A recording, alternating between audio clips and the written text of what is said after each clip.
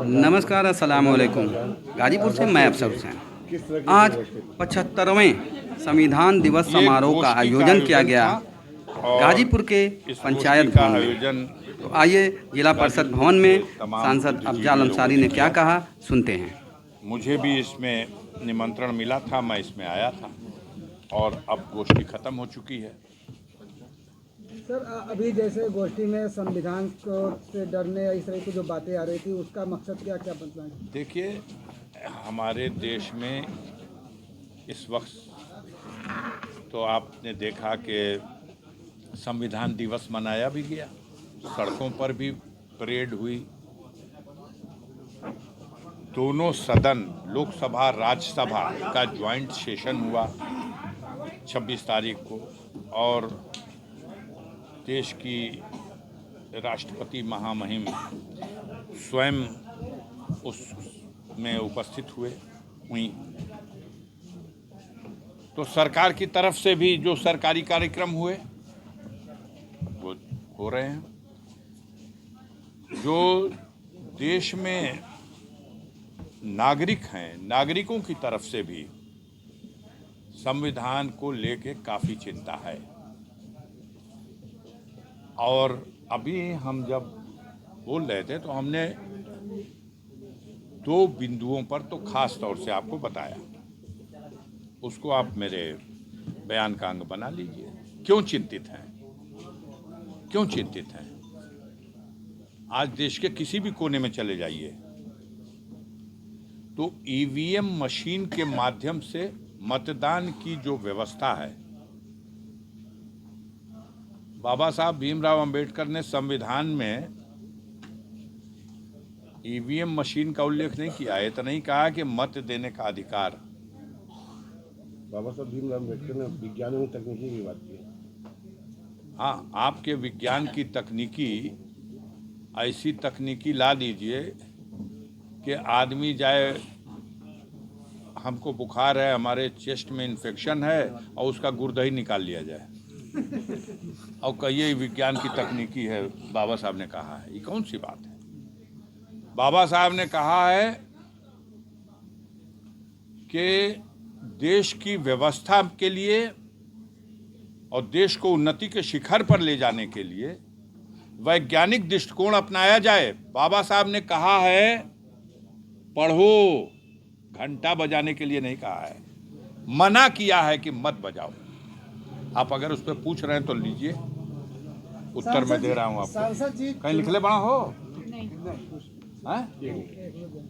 बोलबम होके तो बतावा जा, ये लोग पढ़ ले होंगे। सांसद जी जो अभी जो है नए संसद में जो संगुल की आपने बात की, मैंने कहा, फिर कह रहा हूं, दो संकेत बताया जिससे जनता में, पढ़े लिखे लोगों में खतरे का आभास होने लगा।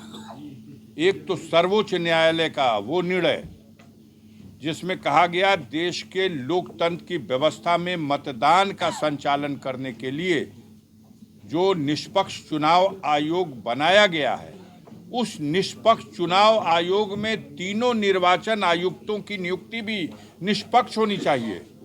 और इस आदेश को खंडित करके एक नया कानून बनाया गया जिसमें प्रधानमंत्री अपने और अपने मंत्रिपरिषद के अपने अधीन अपने किसी सबॉर्डिनेट साथी को मनोनीत कर देगा और एक विपक्ष का नेता होगा और 3 निर्वाचन आयुक्त नियुक्त होंगे। साधारण सा क्लास 1 के भी बच्चे से पूछिएगा तो उसको इस व्यवस्था में दुर्गंध आएगी बेईमानी की। दूसरा, मैंने कहा कि हमारे देश की मान्यता है कि राजदंड तानाशाही का प्रतीक है और हमारा संविधान लोकतंत्र का प्रतीक है। तो जहां लोकतंत्र को रखा जाना चाहिए था, संविधान को रखा जाना चाहिए था, वहां लोकतंत्र की व्यवस्था में देश के सबसे बड़े लोकतंत्र के मंदिर में सर्वोच्च आसन, अध्यक्ष के आसन के समीप राजदंड रखा गया है। उस राजदंड को हटाया जाए और वहां पर भारत के संविधान को स्थापित किया जाए। सड़क पर परेड करने से औपचारिकता, सम्मान नहीं मिल पाएगा हमारे संविधान को। सांसद जी, जैसा कि संभल में जो घटनाएं हुई थी, सर्वे करने आ के गए लिए ना। आज जो है न्यायिक जांच की टीम आ गई गए। है, लेकिन आज जो है कहीं कुछ नहीं हुआ। आगे वही मैं सोच रहा था कि शाम को पीएमओ से संदेश दिया जाता है उन तमाम गोदी मीडिया के लोगों को, आपके मालिक को, कि कल से ये चलाना और जहां अफजाल मिल जाए कभी मत पूछना कि लहसुन का भाव है। हम बताएंगे कि लहसुन 400 रुपये किलो है। आप कभी मत ये सवाल करना बेरोजगार नौजवानों के रोजगार के सवाल पर सरकार क्या कर रही है। आप हमेशा पूछना कि नफरत की जो आग लगी हुई है, चाहे मणिपुर में लगी हो और चाहे संभल में लगी हो या कुछ दिनों पहले बहराइच में लगी हो, जहाँ कहीं भी ऐसी आग लगे उस आग की लवर में घी डालते रहना, घी डालते रहना। आप घी डालो, हम घी डालने वाले नहीं हैं। हमने अपील की संयम बरतिए, वहाँ के नागरिकों से अपील की, शांति प्रिय नागरिकों से अपील की कि संयम बरतिए। अगर किसी न्यायालय का कोई निर्णय आपको अच्छा नहीं लगता तो आप उसके खिलाफ ऊपर के न्यायालय में अपील करिए। और ऐसा हुआ, माननीय सर्वोच्च न्यायालय ने इस सवाल को सुना और कहीं ना कहीं उनके जो आदेश पारित हुए हैं, व्याख्या हम नहीं करेंगे, लेकिन आदेश जो पारित हुआ है, अब बताइए इससे बड़ा कमेंट क्या हो सकता है। हम होते तो छत पर से कूद जाते। अब कोई बेशर्म है जिसको ये शर्म ना आए कि सर्वोच्च न्यायालय कह रहा है कि पावर एंजॉय कर रहे हो तो ऐसा आदेश पारित कर देंगे कि जीवन भर याद रखोगे। ये मामूली बात है, लेकिन यहाँ किसी को शर्म ही नहीं आती। हम बेशर्म लोग हैं, हम सवाल पे सवाल दागे जाएंगे। आग लगाने वाले सवालों से बचिए, आग बुझाने वाले सवाल करिए। मैं हर सवाल का जवाब दूंगा। सर, अंतिम सवाल है कि जो अजमेर शरीफ की जो बात कही, जबकि कानूनी साथ ये कहा गया कि 1947 के बाद आपसे एक नाम पूछना चाहते हैं। रवीश कुमार का नाम आपने सुना है? रवीश कुमार परसों से कंधे पर एक फावड़ा लेकर के निकल गया है। हमने देखा कहाँ जा रहा भाई, ये किसान हो गए क्या? तो उन्होंने वो फावड़ा कंधे पर रखा और कहा भारत खोदो अभियान की शुरुआत करने जा रहा हूँ। मैं भारत की खोदाई करूँगा। वही है, जहाँ जहाँ खोद लो, जहाँ जहाँ खोद लो। ये आपके गुनाहों को, आपके पापों को छिपा नहीं पाएगी ये तरकीब। जनता जग चुकी है और जनता उस ईवीएम मशीन की बेईमानी को समझ चुकी है और इस देश में वो क्रांति होगी, वो आंदोलन होगा, वो जन आंदोलन होगा कि ये बेईमानी की मशीन हटाई जाएगी और जनता अपनी इच्छा के अनुसार देश को चलाने वालों को, देश में जोड़ने वालों को फिर से सत्ता में लाएगी और नफरत फैलाने वालों को हटाएगी, आग लगाने वालों को हटाएगी। सांसद जी, ये प्रक्रिया ईवीएम हटाने की प्रक्रिया तो 22 के पहले भी लोगों की थी, लेकिन उस समय लोगों ने ज्यादा पहल नहीं अब किया। और होगी आगे। जब से जगे तभी से सवेरा।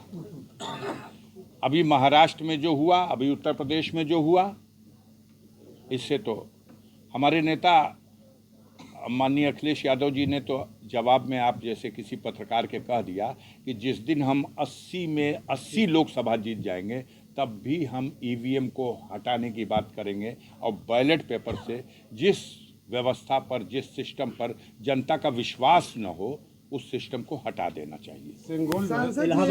संप्रभुता का सिद्धांत था। हाँ, उस पे आधारित है। क्या सरकार संप्रभु हो गई है? आप व्याख्या दीजिए।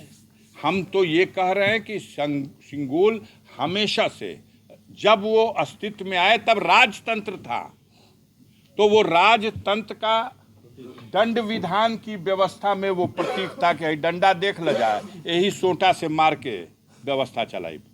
और आज संविधान के रास्ते से चल रहा। आप संविधान को इसलिए छिपाना चाहते हैं और गोदी मीडिया इसलिए इस पर उस बात को ट्विस्ट करना चाहती है कि उसको यही काम दिया गया है। तो क्या मानते हैं कि सरकार संप्रभु हो गई है? आप जानिए, अभी पूछना क्या है। संविधान की लकीर से हट करके देश में क्या कह रही है सर्वोच्च न्यायालय? क्या कह रहा है बताइए, क्या कह रहा है? पावर एंजॉय करने की बात क्या है? हमको व्याख्या करके बताइए क्या है, बोलिए वो तो खुलेआम देश की सर्वोच्च न्यायालय ये बात कह रही है कि आप कानून के रास्ते से काम नहीं कर रहे हो, फर्जी मुकदमे लिख रहे हो और पावर एंजॉय कर रहे हो। पावर एंजॉय कि जिसको आपको डांटना चाहिए, सजा देना चाहिए, वो आपकी पीठ ठोक के प्रमोशन दे रहा। इसलिए सर्वोच्च न्यायालय ने कहा ऐसा आदेश पारित होगा कि जिंदगी भर याद रखोगे। सर इलाहाबाद में छात्र गिरफ्तार इतना क्यों बढ़ गया?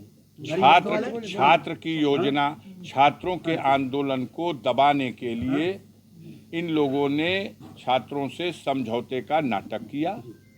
आज भी बहुत से छात्र बंद हैं, लेकिन वो इलाहाबाद है और इलाहाबाद में पूर्वांचल का पानी है, वहाँ आंदोलन कुचला नहीं जा सकेगा, दबाया नहीं जा सकेगा। आप देखिएगा छात्र अपना हक और अधिकार प्राप्त करने के लिए सड़क पर फिर उतरेगा। सर सांसद जी, महाराष्ट्र में शपथ का डेट तो क्लियर हो गया, लेकिन मुख्यमंत्री का पता नहीं है। बीमार हैं, सुना है कि बुखार आ गया। 104 डिग्री बुखार है एक नाथ शिंदे को, और जब एक नाथ शिंदे जैसे नेता को बुखार आ जाएगा तो सरकार कैसे बनेगी? यही बुखार पार्लियामेंट में भी आ गया है। आप लोग उसको मत दिखाइएगा, आप लोगों को मना किया गया है। कहाँ गया वक्फ वाला बिल? कहाँ गया बताओ, कहाँ गया? वहां खुल्लम खुल्ला बुखार आ गया और यहाँ आदरणीय चंद्रबाबू नायडू जी ने और आदरणीय नीतीश कुमार ने बैक गियर लगा दिया, गाड़ी बैक चलने लगी।